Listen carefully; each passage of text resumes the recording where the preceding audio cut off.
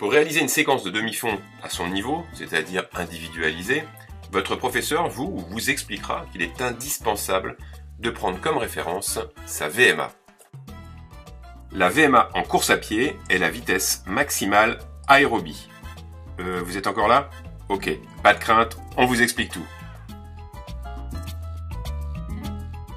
Cela représente, de façon simplifiée, la vitesse maximale que l'on peut maintenir en courant durant 4 à 8 minutes en fonction de son entraînement, de son état de forme. Pour bien comprendre, voici en préambule quelques notions importantes. En fonction de l'intensité de l'effort fourni, c'est-à-dire faire un sprint, un combat de judo, une course de 3 km ou plus, le corps sollicite des filières énergétiques différentes.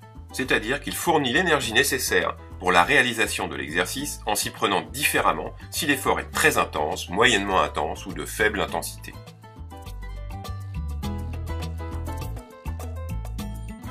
L'effort est très intense, il sera très bref, on parle d'effort explosif.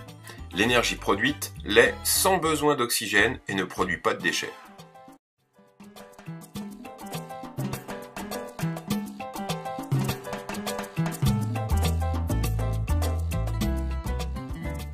L'effort est intense, au maximum 2 minutes, l'énergie produite l'est par la transformation des glucides, et ceci sans oxygène.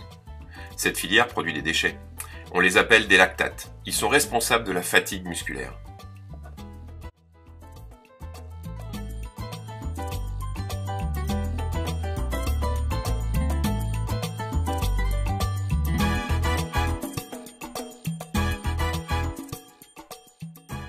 Si l'effort est moins intense, qu'il dure de quelques minutes à plusieurs heures, l'énergie proviendra de la destruction des glucides et des lipides avec de l'oxygène.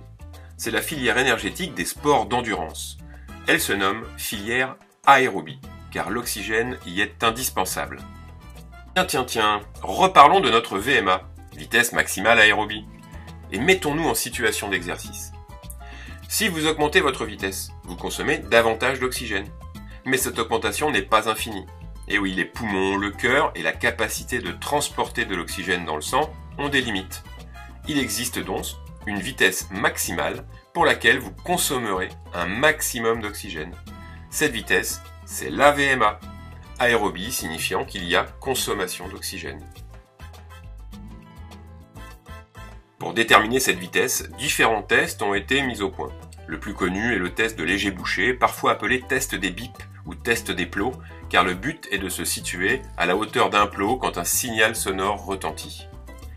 Le deuxième test, très connu, s'appelle le test de Léger et il fonctionne selon le même principe avec des plots, des bips, mais au lieu de courir de manière continue autour d'une piste, on va faire des allers-retours sur une distance de 20 mètres.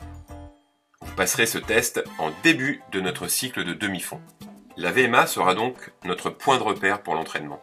Elle nous permettra de réaliser un travail personnalisé avec des séquences effectuées à un certain pourcentage de celles-ci. Connaître précisément sa VMA va nous permettre de prévoir et de planifier notre projet de course. Pour progresser, je vais donc courir à mes allures et pas à celles de mes copains. Ces pourcentages de VMA déterminent des allures auxquelles il faut s'entraîner pour améliorer son endurance ou sa vitesse. En effet, chaque pourcentage a son intérêt en fonction de ses objectifs.